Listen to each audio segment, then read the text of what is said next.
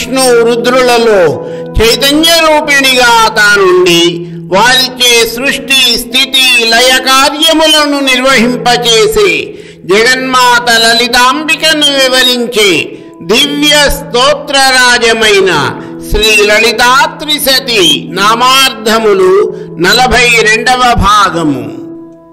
సర్వకర్త్రి శ్రీ లలితా పరాభట్టారిక మహామాయా స్వరూపిణి. ఈ జగత్తు అంతా కూడా తనంతట తాను చలిస్తున్నట్లుగా అనిపించినా కూడా దానికి స్వచాలన శక్తి మాయాస్వరూపిణి అయిన తల్లియే. సమస్తమును నడిపింపచేయుటచే శ్రీ లలితా త్రిశతి స్తోత్రము పరమేశ్వరిని సర్వకర్త్రి అన్న నామముచే కీర్తించినది. శ్వేతాస్వతర ఉపనిషత్తు పరమేశ్వరిని ఈశనీభిః అనగా జగన్మాత తన స్వశక్తిచే పాలించుచున్నది అని వివరించింది. జగదీశ్వరి పంచకృత్యపరాయణ అనగా ఆ తల్లి సృష్టి స్థితి లయ తిరోధానము అనుగ్రహము అను పంచకార్యములను తాను నిర్వహించున్నది.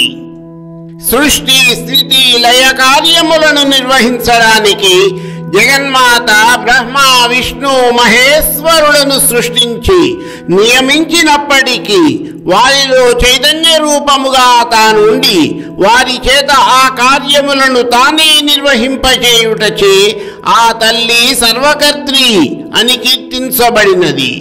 ఈ విషయమును జగద్గురువులు ఆదిశంకరులు సౌందర్యలహరిలోని 24వ శ్లోకములో ఈ విధముగా వివరించారు.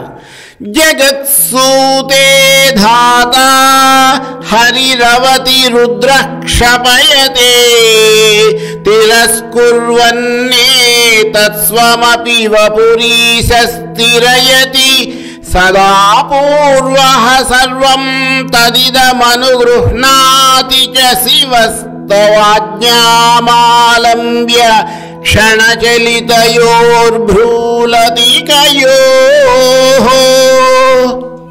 అమ్మ సృష్టికర్త అయిన బ్రహ్మదేవుడు సృష్టి కార్యమును, శ్రీ మహావిష్ణువు స్థితి కార్యమును, రుద్రుడు లయ కార్యమును నిర్వహిస్తున్నారు. కల్పాంత ప్రళయ కాలంలో వీరు ముగ్గురు మహేశ్వరునిలో లీనమైపోగా మహేశ్వరుడు సదాశివునిలో కలిసిపోతున్నాడు. సదాశివుడు నీ కనుసంజ్ఞలతో సృష్టి ప్రారంభ కాలమున బ్రహ్మ విష్ణు రుద్రులను తిరిగి సృష్టిస్తున్నాడు.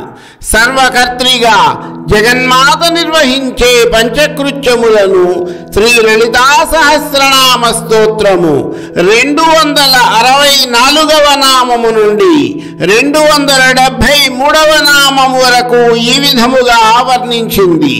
పరమేశ్వరి సృష్టికర్త్రి బ్రహ్మరూప అనగా బ్రహ్మరూపిణిగా సృష్టి చేస్తుంది. గోప్త్రి గోవింద రూపిణిగా స్థితి కార్యమును అనగా పాలనా కార్యమును నిర్వహిస్తుంది. సంహారిణి రుద్రరూపాగా లయ కార్యమును నిర్వహిస్తుంది. తిరోధానకరి ఈశ్వరిగా తిరోధాన కార్యమును తనలో భద్రపరుచుకుని సదాశివానుగ్రహదాగా పునఃసృష్టిని ప్రారంభిస్తుంది. ఈ విధముగా సమస్త విశ్వమునకు సంబంధించిన సర్వకార్యములను మాయాసబల రూపిణిగా తాను స్వయముగా తన స్వశక్తిచే నిర్వహించే జగన్మాత లలితా మహాత్రిపుర సుందరిని శ్రీ లలితా త్రిశతి స్తోత్రము సర్వకర్త్రి అన్న నామముచే కీర్తించింది. సర్వభర్త్రి సర్వలోకములను భరించునట్టి జగన్మాత లలితా మహాత్రిపుర సుందరిని శ్రీ లలితా త్రిశతి స్తోత్రము సర్వభర్త్రి అనే నామముచే కీర్తించింది. నారు పోసిన వాడు నీరు పోయక మానడు అనే నానుడిని మనము వినే ఉంటాము. ఈ సమస్త విశ్వమును సృష్టించిన పరమేశ్వరి జీవులందరికీ స్థితికర్తగా పాలనకర్తగా అనగా పోషించునదిగా కూడా ఉంటుంది. బృహదారణ్యక ఉపనిషత్తు ఏష విధృతిరేషాం లోకానాం అనగా ఈ లోకములకు ఈ ఆత్మ విధృతి అనగా ఈ లోకములన్నిటినీ భరించునట్టి పరబ్రహ్మస్వరూపిణియే జగన్మాత అని పేర్కొన్నది.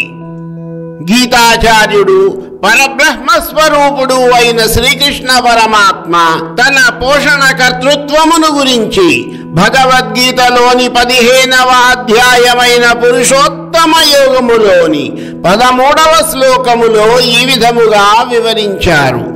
గామావిశ్య చ భూతాని ధారయామ్యహమోజసా పుష్ణామి చౌషధీః సర్వాః సోమో భూత్వా రసాత్మకః. ఈ విశ్వములో అంతటా ప్రవేశించి వ్యాపించి ఉండి నేను సకల ప్రాణులను నా శక్తిచే పోషిస్తుంటాను. చంద్రుడిగా ఉండి సమస్త వృక్షజాతికి పుష్టిని చేకూరుస్తుంటాను. చంద్రుని కాంతి అమృత గుణములు గలదై ఔషధులు, కూరగాయలు, పండ్లు, ధాన్యములు వంటివి ప్రసాదించడము ద్వారా సమస్త వృక్ష జీవరాశికి పుష్టిని కలిగించి పోషిస్తుంది. సర్వహంత్రి, సర్వహంత్రి అనగా సర్వమును హరించునట్టిది. తాను సృష్టించిన సమస్త విశ్వమును కల్పాంత ప్రళయ కాలంలో తనలో లీనము చేసుకొను జగన్మాతను శ్రీ లలితాత్రిసతీ స్తోత్రము సర్వహంత్రి అన్న నామముచే కీర్తించింది. జగత్తులను లయము చేసుకొనువాడు లయకారుడైన రుద్రుడు. జీవుల యొక్క కర్మ పరిసమాప్తము కాగానే ఏకాదశ ఇంద్రియములను జీవుని నుంచి హరించి జగన్మాత లయకారుడైన రుద్రుని రూపములో ఈ విశ్వమంతటినీ తనలో లీనము చేసుకుంటుంది. కాబట్టి పరమేశ్వరి సర్వహంత్రి అన్న నామముచే కీర్తించబడినది. మనము గనుక గమనించినట్లయితే 125వ నామమైన సృష్టికర్త్రి అనగా సమస్త విశ్వమును సృష్టించున్నది. 126వ నామమైన సర్వభర్త్రి అనగా ఈ సమస్త విశ్వమును పోషించి భరించున్నది. 127వ నామమైన సర్వహంత్రి అనగా జీవులను తనలో లయము చేసుకొనున్నది అనునవి. జగన్మాత లలితా మహాత్రిపుర సుందరి నిర్వహించే పంచకృత్యములలోని మొదటి 3 కృత్యములైన సృష్టి, స్థితి, లయలకు కారకురాలు పరమేశ్వరియే అన్న విషయమును ధృవీకరించుచున్నవి. ఇదే విషయమును లలితా సహస్రనామములలోని 264 నుండి 269 నామములు కూడా రూఢిపరచుచున్నవి. మరికొన్ని నామార్థములు నా తదుపరి వీడియోలో